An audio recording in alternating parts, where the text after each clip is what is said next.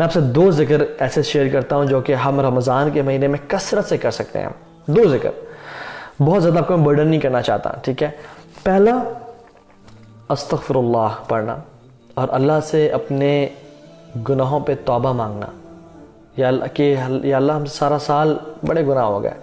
حدیث میں آتا ہے کہ 5 نمازیں گناہوں کو مٹا دیتی ہیں, ایک جمعے سے دوسرے جمعے تک گناہوں کو مٹا دیتا ہے. رمضان سے رمضان تک کے بیچ میں گناہ مٹ جاتے ہیں. لیکن جو شخص رمضان کو واقعی میں رمضان سمجھ کے گزارتا ہے, اس کے لیے فرمایا کہ جو شخص اپنے گناہوں سے سچی توبہ کرتا ہے اور استغفار کو پکڑ لیتا ہے, فرمایا من لازم الاستغفار, جو استغفار کو نا لازم اپنے اوپر پکڑ لیتا ہے, مطلب ہی میکس ڈوئنگ استغفار کمپلسری آن ہمسیلف. کیا ہوتا ہے, اللہ تعالیٰ کیا اس کو دیتے ہیں 3 انعامات.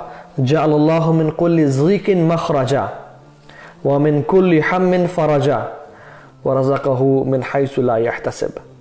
اللہ تعالیٰ من کل ضیق مخرجا, ضیق پتہ ہے کسی بولتے ہیں, ٹائٹنس کو. زندگی میں ٹائٹنس ہے, ہمارا نفس ہم پہ کبھی کبھی ٹائٹ ہو جاتا ہے, ہم اتنا انجوائے نہیں کرتے اپنی لائف کو, معیشت فائنینسز کبھی ٹائٹ ہو جاتے ہیں, کبھی ڈپریشن انزائٹی میں بندہ چلا جاتا ہے, یہ دنیا کی زندگی ہم پہ ٹائٹ ہو جاتی ہے. ہر طرح سے ٹائٹنس کو اس ٹائٹنس سے اللہ تعالیٰ نکال دیتے ہیں. وَمِن كُلِّ حَمٍ فَرَجَا, اور ہر ہم سے, ہر غم سے, ہر انزائٹی ڈپریشن سے اس کو نجات دے دیتے ہیں. اور پھر فرمایا وَرَزَقَهُ مِنْ حَيْثُ لَا يَحْتَسِبْ, اور اس کو وہاں سے رزق دیتے ہیں جہاں سے اس نے کبھی امیجن نہیں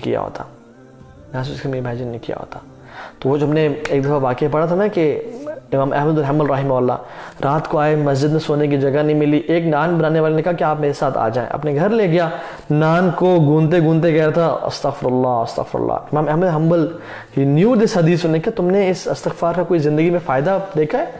نے کہا کیا بتاؤں آپ کو, پہلے غریب تھا, مسکین تھا, جب سے یہ کرنا شروع ہوا ہوں, کیونکہ ان کا جو استغفار تھا نا وہ تھاٹ پروسیس تھا, وہ صرف تسبیح نہیں پھیرتے تھے, ان کو پتہ تھا میں کیا بول رہا ہوں. انہوں نے کہا کہ مال اتنا ہے کہ سنبھالا نہیں چاہتا, اور جو دعا میں نے کی ہے وہ قبول ہوتی ہے. تو نے فرمایا کہ اچھا. انہوں نے کہا کہ لیکن ایک دعا ہے جو آج تک قبول نہیں ہوئی, کہ میرا خواہش ہے کہ امام احمد بن حنبل سے ملاقات ہو جائے میری, لیکن وہ آج تک نہیں ہوئی. تو امام احمد بن حنبل کہتے ہیں میں ہی ہوں امام احمد بن حنبل, اور مجھے ایسا لگتا ہے وقد جررت الیک جرا, مجھے ایسا لگتا ہے کہ مجھے کھینچ کے گھسیٹ کے فرشتوں نے تمہارے پاس ملاقات کرنے کے لیے کیا آیا. تو یہ استغفار کے فائدے ہیں. اللہ تعالیٰ اس سے رزق بھی دیتا ہے اور دعائیں بھی قبول کرتا ہے. اللہ کے نبی صلی اللہ علیہ وسلم کون ہے؟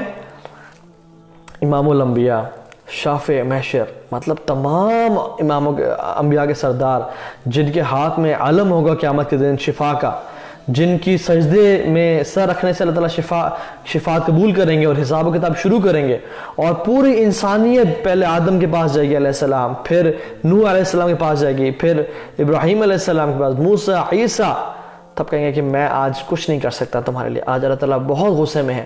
اور پھر اللہ کے نبی کے پاس آئے گی, اور پھر اللہ کے نبی کہیں گے انا لہا, یہ میرے لیے تھا شفاعت کرنا. اور پھر اللہ کے نبی سجدے میں سر رکھیں گے اور اپنی امت کے لیے دعا کریں گے, یا ربی امتی امتی. کیونکہ اللہ تعالیٰ اپنے نبی کا مقام اور مرتبہ پوری انسانیت کو دکھانا چاہتے ہیں کہ یہ ہے میرے محمد صلی اللہ علیہ وسلم. یہ کتنی دفعہ استغفار کرتے تھے ایک محفل میں, ایک مجلس میں؟ حدیث میں آتا ہے 70 سے 100 مرتبہ استغفار کرتے تھے. کچھ میں آتا 70 دفعہ, کچھ میں آتا 100 دفعہ.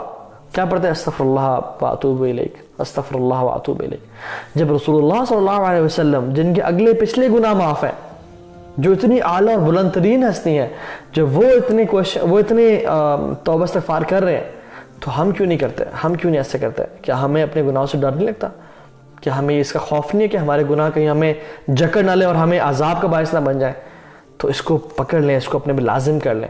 اور ایک اور حدیث میں آتا ہے قیامت کے دن جب نامہ اعمال کھولے جائیں گے نا, اور ہر انسان اپنے اعمال کو پڑھ رہا ہوگا, تو اللہ کی نے کہا کہ طوبا لمن وجد فی صحیفته استغفارا کثیرا, اس بندے کے لیے خوشخبری ہے, اس بندے کے لیے جنت کی ایک وادی ہے, اس وادی کا نام طوبا ہے, اور بڑی امیزنگ ہے.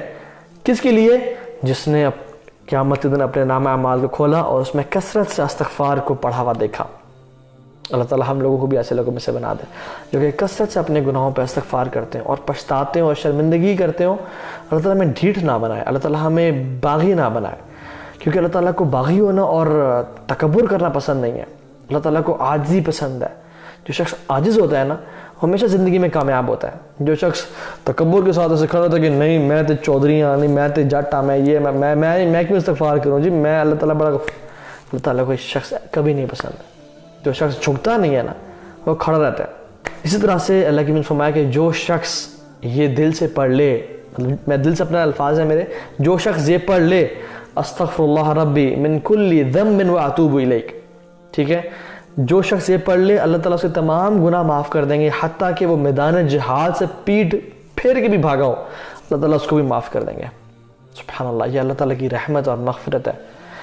شیطان ذلیل و خوار ہو جاتا ہے کہ میں تو ساری زندگی اس بندے کو گناہ کرواتا رہا, لیکن اس نے ایک دفعہ استغفار کر کے اپنے سارے گناہ معاف کروا لیے. بہت سے لوگ ہیں جن کو اللہ تعالیٰ جن کا ویٹ کرتے ہیں, تم میری طرف ایک قدم بڑھاؤ میں تمہاری طرف 10 قدم بڑھاؤں گا, تم چل کے آؤ. انیشیشن جو ہے وہ انسان نے خود کرنی ہے, یہ نہیں کہ اللہ تعالیٰ ہدایت دیں گے. تو ہدایت ڈیفینیٹلی اللہ تعالیٰ سے ایک تحفہ ہے, لیکن کوشش کرنے سے ملتی ہے. وَالَّذِينَ جَاهَدُوا فِينَا لَنَهْدِيَنَّهُمْ سُبُلَنَا, جو اللہ تعالیٰ کے راستے میں جہاد کرتا ہے, مینس کوشش کرتا ہے اللہ تعالیٰ کی طرف آنے کی, پھر اللہ اس کو راستہ دکھاتے ہیں. اِنَّ سَعْيَكُمْ لَشَتَّى, تمہاری کوششیں مختلف ہیں.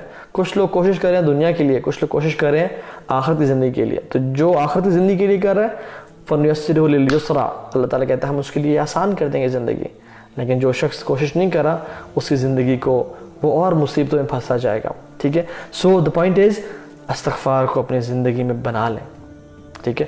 اس طرح سے ایک اور دوسرا ذکر میں نے آپ سے پرومس کیا تھا, ایک تو استغفار ہو گیا, دوسرا ذکر جو کہ امیزنگ ہے جس کو اپنے تھام کے رکھنا ہے وہ یہ ہے رسول اللہ صلی اللہ علیہ وسلم پہ کثرت سے درود پڑھنا. کثرت سے درود پڑھنا یہ بہت امیزنگ ذکر ہے.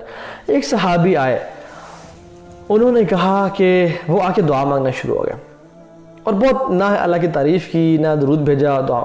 تو انہوں نے کہا کہ قد عجلت, اللہ کی میں نے کہا تم نے بہت جلدی کی ہے.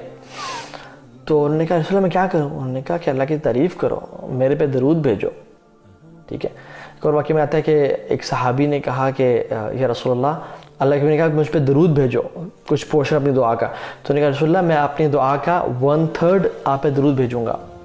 اللہ کی میں نے کہا ان شئت, تمہاری مرضی ہے, فَإِن زِدْتَ فَهُوَ خَيْرٌ لَكَ, اگر تم زیادہ کرو گے تمہارے لیے مزید بہتر ہے. تو میں رسول اللہ اوکے میں اپنی دعا کا آدھا حصہ آپ پہ درود بھیجوں گا اور آدھا حصہ اپنی دعا مانگوں گا. آپ نے کہا ان شئت, تمہاری مرضی ہے, فَإِن زِدْتَ فَهُوَ خَيْرٌ لَكَ, اگر تم زیادہ کرو گے مجھ پہ درود پڑھنا تمہارے لیے بہتر ہے. اس نے کہا رسول اللہ اوکے, مطلب 2/3 میں اپنی دعا کا آپ پہ درود پڑھوں گا اور 1/3 میں اپنی دعا کروں گا. لیکن ان شئت فَإِن زِدْتَ فَهُوَ خَيْرٌ لَكَ, تمہاری مرضی ہے لیکن تم اگر زیادہ کرو گے تمہارے لیے بہتر ہے. اور پھر اس نے کہا کہ یا رسول اللہ میں ساری دعا آپ پہ درود پڑھتا رہوں گا. اللہ اکبر. اللہ نے کیا کہا اگر تم ایسا کرو گے اذن تکفى همك ويغفر لك ذنبك, اگر تم ایسے کرو گے اللہ تعالیٰ تمہارے تمام ہم اور غم مٹا دیں گے اور تمہارے گناہوں کو بھی بخش دیں گے, تمہاری فریادیں پوری کر دیں گے, تمہیں جو چاہیے وہ تمہیں دے دیں گے. اللہ اکبر. کتنی امیزنگ اللہ تعالیٰ کے نبی پہ درود بھیجنا ہے. جو شخص اللہ تعالیٰ کے نبی پہ ایک دفعہ درود بھیجتا ہے اس کے 10 گناہ معاف ہوتے ہیں, 10 درجات بلند ہوتے ہیں اور 10 نیکیاں ملتی ہیں اسے. 10 نیکیاں ملتی ہیں, 10 گناہ معاف ہوتے ہیں اور 10 درجات بلند ہوتے ہیں. اور جنت کا ایک درجہ دوسرے درجے سے کتنا فاصلہ ہے, جیسے اس دنیا سے ستارے نظر آتے ہیں. حدیث کے مطابق دنیا سے ستارے نظر آتے ہیں, اتنا ہی ڈسٹنس ہے ایک درجے کا اگلے اوپر والے درجے کا. تو 10 درجات بلند ہوتے ہیں. Please like and subscribe our channel for more videos.